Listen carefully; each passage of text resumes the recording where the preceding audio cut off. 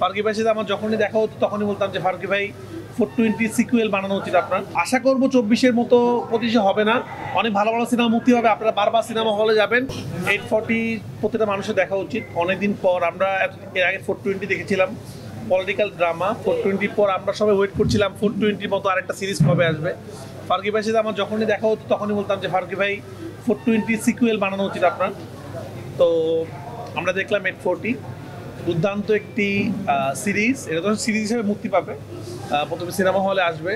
তো সিনেমা হলে এক্সপিরিয়েন্স খুবই ডিফারেন্ট, আমাদের খুবই ভালো লাগলো। অনেকদিন পর আমরা যেই ফারুকী ভাইয়ের ফ্যান আমরা 420 দিচ্ছিলাম, সেরকম একটা ফিলিংস খুঁজে পেলাম। আপনাদের সবাইকে অনুরোধ করবো আপনারা হলে আসেন, 840 দেখেন, অন্যরকম একটা ফিলের কন্টেন্ট দেখবেন আর কি। যেই কন্টেন্টটা আসলে যেই ধরনের সাহসী কন্টেন্ট আমরা অনেকদিন দেখি না, যেখানে এই কন্টেন্টের মাধ্যমে অনেক কিছু বলা হয়েছে আসলে এই সমাজ পলিটিক্স অনেক কিছু সম্বন্ধে। তো ফারুকী ভাইকে ধন্যবাদ এত সুন্দর একটা কন্টেন্ট বানানোর জন্য। ব্ল্যাক মানি আমার প্রথম ওয়েব সিরিজ। আমার কাছে মনে হচ্ছিল যে এখনকার যে সিরিজগুলো মুক্তি পাচ্ছে বা আমরা ওটিটির জন্য যে বানাই একটু একই ধরনের হচ্ছে, কিছু কিছু ডিফারেন্ট হচ্ছে। আমার কাছে মনে হচ্ছিল যে একটু সিনেমাটিক ফিলে একটা কন্টেন্ট বানাবো। তো আমার ফার্স্ট যেহেতু ওয়েব সিরিজ, আমি একটু করার চেষ্টা করেছি। কালকে একটা ফার্স্ট লুক মুক্তি দিয়েছি এবং সবাই সেটা পছন্দ করছে, সবাই খুবই আগ্রহ বোধ করছে দেখার জন্য এবং প্রচুর ফোন পাচ্ছি। আমি খুব এক্সাইটেড ব্ল্যাক মানি নিয়ে। আমি আগেও বলেছিলাম ব্ল্যাক মানি আমরা অন্য ধরনের কিছু করতে চাই এবং অনেক অনেক মাল্টিপল কাস্টিং আছে এই ছবির মধ্যে। রুবেল ভাই আছে, দিনা ভাই, সুমন আনোয়ার ভাই, পূজা।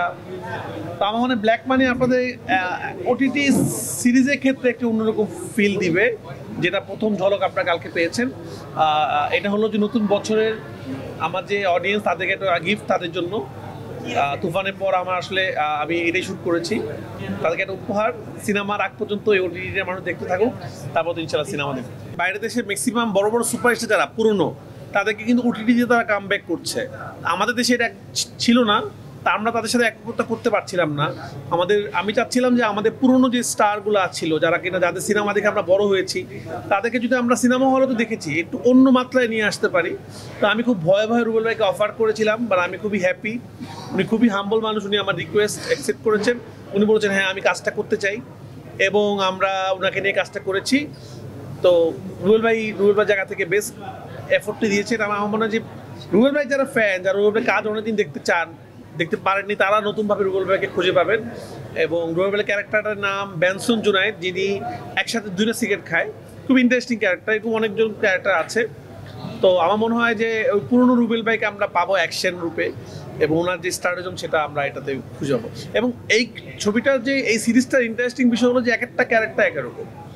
তো আমার মনে হয় যে আপনারা তো প্রিমিয়ার আমরা করার প্ল্যান আছে, আপনারা তো দেখবেন সবার আগে হয়তো। তো আমরা চাই সিনেমা বেশি বেশি সিনেমা হোক, কারণ প্রত্যাশা পূরণ না হলে এটা খারাপ লাগে আসলে।